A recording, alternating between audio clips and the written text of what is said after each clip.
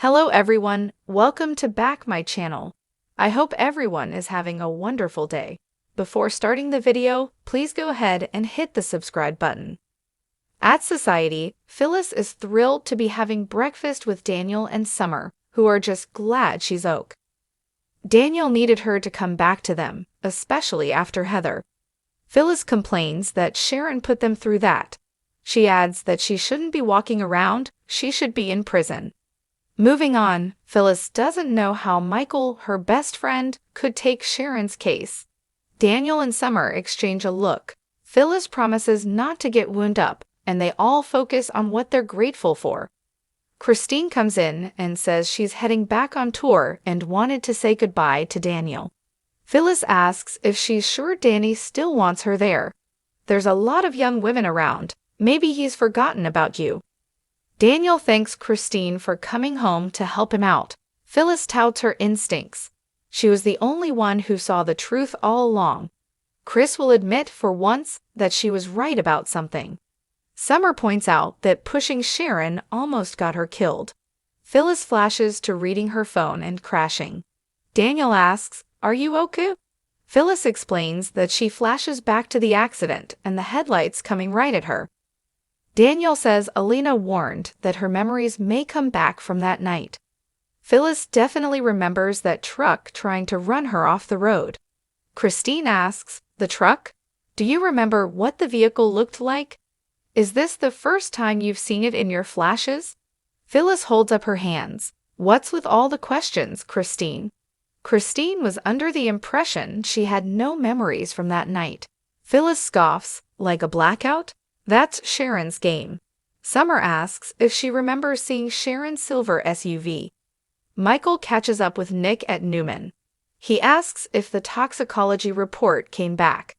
Michael says no, but it could be later today. He gripes about him going to Chance, who is sure to show the results to the DA first. Nick says he convinced him to show him first. Michael says, "Yeah, well, that's not going to happen."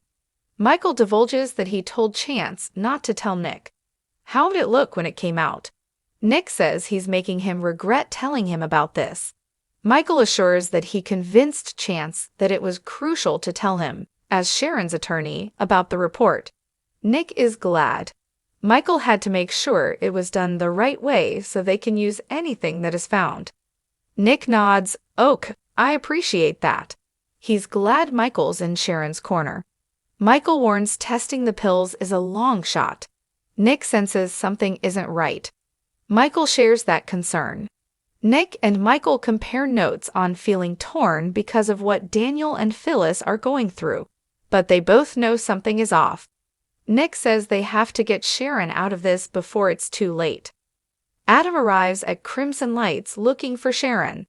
Esther gripes that she works at Cassidy First in the mornings. Adam asks how Sharon is doing. Esther isn't about to volunteer the information to him. Billy appears and agrees with Esther that Adam probably isn't on Sharon's need-to-know list. He asks when he's going to stop getting involved in other people's business.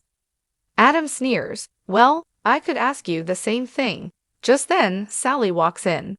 Sally intervenes as Billy accuses Adam of being jealous. Adam says what happened with Chelsea was a moment of weakness. What they did was revenge. Sally tells him to let it go. Adam thinks maybe his feelings were deeper than hers. Billy comes to Sally's defense. Adam warns Sally she'll never find happiness with Abbott. "You're so much better than that." Once alone, Billy warns Sally that Adam won't stop trying to get under her skin. Sally thinks this is all about him seeing them together after they took things to the next level. Billy sniffs that now he can see how it feels. Sally asks, "Please tell me you didn't sleep with me to exact some kind of revenge." Billy insists it was the furthest thing from his mind and apologizes if that's how it sounded. He keeps snarking about Adam, and Sally muses, "That bridge is burned for good." Billy urges her to keep her guard up and not let Adam make her doubt herself. She promises that will never happen. At Newman, Michael hopes Nick can talk some sense into Sharon. Nick says he bought them some time, but he's still worried. Michael frets that she wants to plead guilty.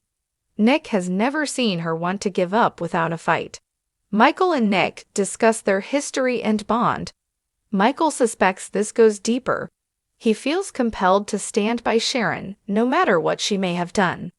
Nick says she's a part of him. He'll always be there for her. Michael admires that, but warns this may be the one thing he can't protect Sharon from. Adam appears and asks if there's been a development in Sharon's case.